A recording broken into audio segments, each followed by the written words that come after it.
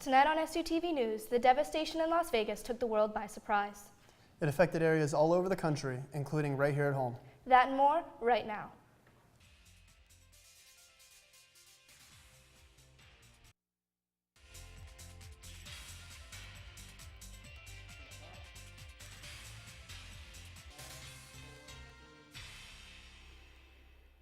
Thanks for joining us on SUTV News. I'm Jake Rom. And I'm Katie Swigert.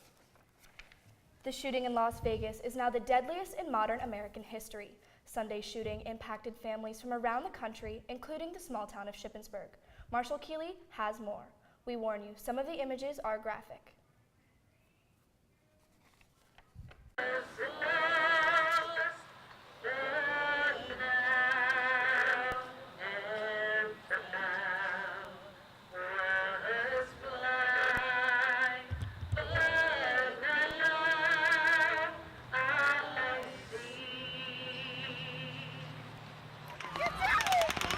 A national tragedy left our local community in mourning. Shippensburg residents gathered the next day to pray for their missing friend. And then all of a sudden I get a phone call. Billy and Robin's out in Las Vegas and he got shot. I said, oh my gosh, that hit home. One day later, the community learned Bill Wolfe Jr. was killed while he and his wife Robin were in Vegas celebrating a special day. You know, they were on their 20th anniversary, and that's even harder. So. Wolfe was a Shippensburg University graduate and an active member of the community. He coached Shippensburg Elementary's wrestling team and Little League Baseball. Family, friends, and community members gathered together in prayer not only for Bill, but for everyone affected by this tragedy. As Shippensburgers, that we not hate the man, but we pray for his family, pray for those that are injured, those that are lost, and we pray that God will have mercy on his soul and that God will bring peace to this nation. For SUTV News, I'm Marshall Keeley. Shippensburg Wrestling started a GoFundMe campaign in support of the Wolfe family. Visit SUTVnews.com for a link to the fundraiser. One of Shippensburg's newest clubs helps students give back to our troops. Joe Rodriguez has the story. I'm hoping to bring SHIP together as a community to support the military because they do give so much for us. Rachel Rudis' life as daughter of a Navy SEAL motivated her to start SHIP Stands with America's Military. My dad was in the Navy for a long time, so I kind of grew up realizing that the military really does, they do something great, and I think that we should not take that for granted, and I think it's something important to support them while they're over there. Every meeting, the club makes cards and writes letters for military personnel. You don't have to be artistic. I'm not. You can write about sports updates because that's something they don't hear a lot about overseas. You can write about studying in college. For Sarah Nagy, the club helps with issues hitting close to home. My dad did 2 tours in Iraq, and I know that it's a very stressful time for them, and they love getting cards from anybody. The creative cards are a way for students to make someone else feel better. I like that. That's cute. I just think that this is a good thing that we're doing. We're just brightening some people's days. SHIP Stands with America's Military is lining up fundraisers to send care packages overseas. For SUTV News, I'm Joe Rodriguez. For more information about SHIP Stands with America's Military, contact Rachel Rudis at rh8356@ship.edu. The Little Free Library, a nonprofit working to improve literacy rates in America, comes to Shippensburg. After a year of planning, SHIP's Little Free Library popped up at the Cumberland Valley Trailhead at 4th and Earl Street. A study done in 2013 found that 21% of adults read below a 5th grade reading level in the United States. The idea of the Little Free Library is for the community to share and exchange books with the hope of encouraging more people to read. Well, maybe this is a good way to kind of inspire people to pick up a book and read and like I said, see the importance in it.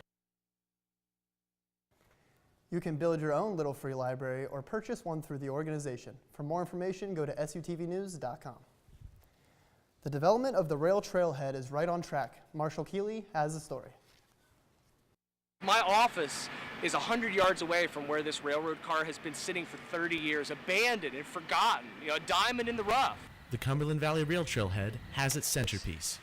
Shippensburg Township and Rotary Club commissioned the renovation of a 1956 rail car originally used on the Penn Central Railroad. So our plan is over the spring and the fall to begin rehabilitating this boxcar, sanding it down and painting it, restoring the exterior and putting it on tracks on the new pad that's just down from the trail. Once completed, the boxcar will be the focal point of the Shippensburg station, a multi-use heritage and performance base. The car's interior will give guests a glimpse into the history of the railroad through video presentations and railroad artifacts. A deck will connect the boxcar's opening to the trail and provide a platform for special events. Our goal here is to build a site that is not just about railroad heritage, but can also be used by community members and students for performances and festivals. Although there's still much work to be done, the township hopes both the project and the community come together. Whether you're a student, a faculty member, a staff member, an alumnus, a member of the community, you're going to be able to come here and really feel at home and feel like you're really part of something special. For SUTV News, I'm Marshall Keeler. The boxcar's installation isn't quite finished. Crews will lay tracks on the pad and place the boxcar on top next week. After receiving concerns of identity theft, Shippensburg Financial Aid Director announced the installment of new security to its FAFSA application process. Originally, while filling out a FAFSA form, a student's tax data was displayed on the screen. Now with privacy protections, the data will be encrypted and invisible to other individuals. Not only will this make the FAFSA process safer, but it has also added an element of speed with less errors. Our country is celebrating independence. But things are taking a violent turn.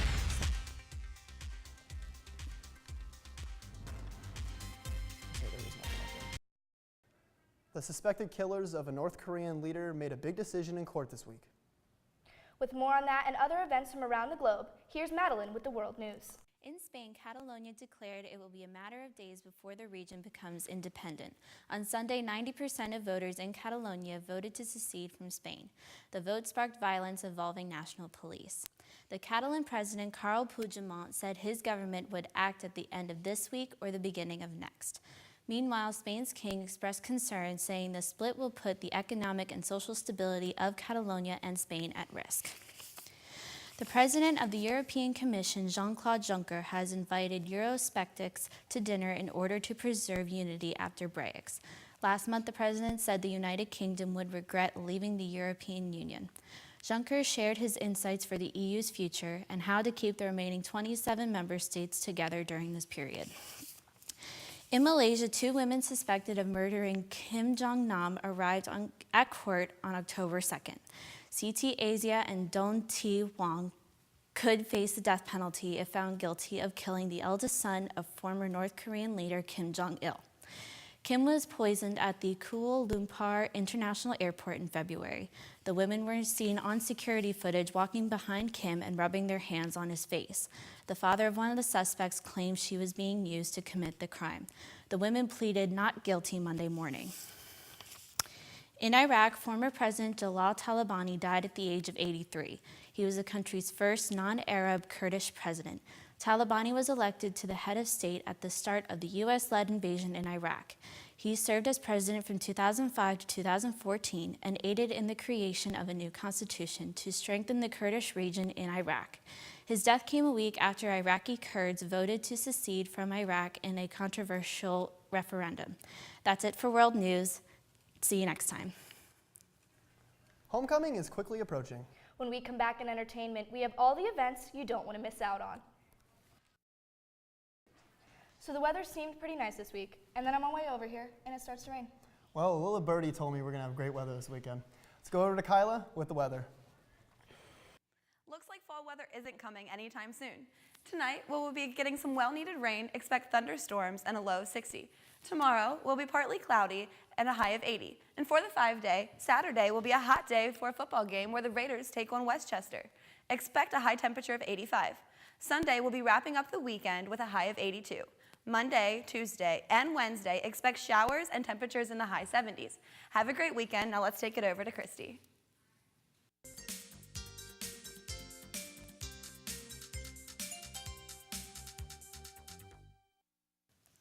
America's Got Talent Season 2 winner Terry Fader is coming to the Lure Center. His acts involves celebrity impersonations, singing, and puppets. Some of his most popular characters include Elvis the Impersonator and Winston the Impersonating Turtle. Fader's show is Saturday, October 7th. Tickets start at $55. Homecoming is right around the corner, and APB has a schedule packed with events for the big week. The first event begins October 18th with a bubble soccer tournament. That will be on the rec field starting at 3 p.m. Battle of the Campus will be Wednesday, October 18th. And if you're a fan of the Spotlight, be sure to register for the lip sync competition. That will be in Memorial Auditorium on October 19th. Be sure to turn in your application to the Cub Info Desk tomorrow if you want to participate in these events. There are 2 decorating competitions that will be judged the entire week of homecoming. For more information on those and other homecoming events, you can pick up a homecoming competition packet at the Cub Info Desk. Fashion has a way of repeating itself to keep up with the latest trends. Fall fashion is now in season, highlighting fringe, fun furs, neutral plaid, patchworks, florals, one-shoulder pieces, and slogans. The Fashion Archives of Shippensburg University collects and displays fashion throughout the decades. There is a wool coat currently on display designed by Chanel from the Fall 1972 collection. It is plaid and could even be worn today with the latest fashion trends. A lot of the pieces have fine details within the clothing. They even had personal dressmakers to redesign their wardrobe when some clothes went out of style. Drake is not the only one in his family who likes to give tribute with tattoos. On Monday, Drake's father, Dennis Graham, unveiled a giant shoulder tattoo of his son's face. He had the idea since 2014 when Drake got a tattoo of Graham's face on his arm. Tattoo artist Money Mike came to Graham's home and gave him the tattoo for free. That tattoo took 4 hours to complete.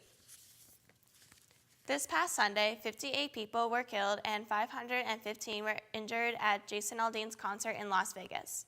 Celebrities spoke out on social media expressing their outrage and opinions on gun control. Ariana Grande, along with other public figures, expressed a need for love and peace.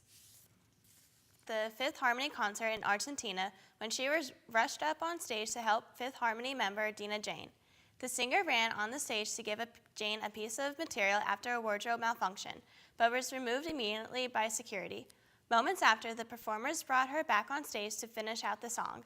That's it for entertainment. Now back to the desk. Well, I might as well get a Drake tattoo as well. When we come back in sports, highlights from Ship football's 5th win in a row. And find out volleyball's player of the week.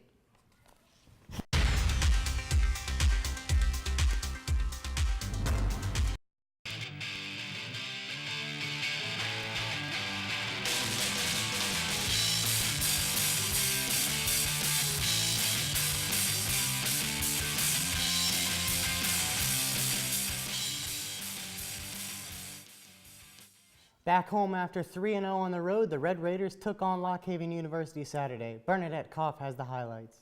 Ship dominated the first half of the game, scoring 2 touchdowns in the first 5 minutes. Lock Haven on the board with a field goal late in the first half, first of 2 for the afternoon and the only points allowed by the Raiders. A minute 30 to go in the third, Ryan Zapaticki passes to Kyle Haynes for Ship's 5th touchdown of the day.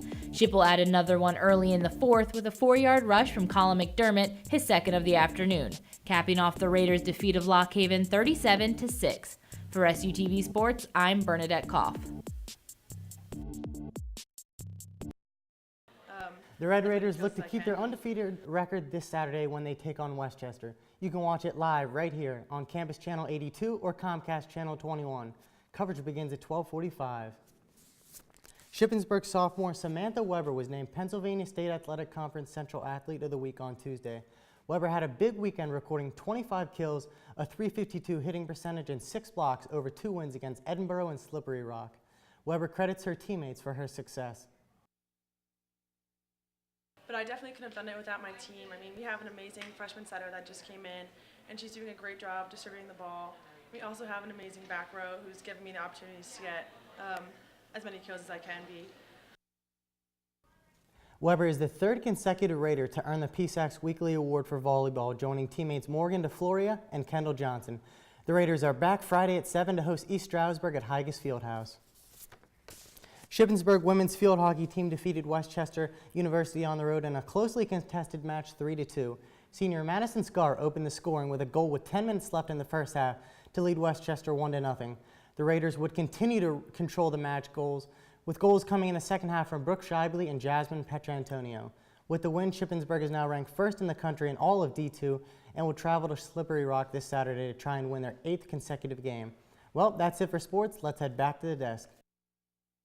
That's it for SUTV News. I'm Katie Swigert. And I'm Jake Rom. Don't forget to follow us on Facebook, Twitter, Snapchat, and Instagram at SUTV News, and check out our website, sutvnews.com. We'll see you next time.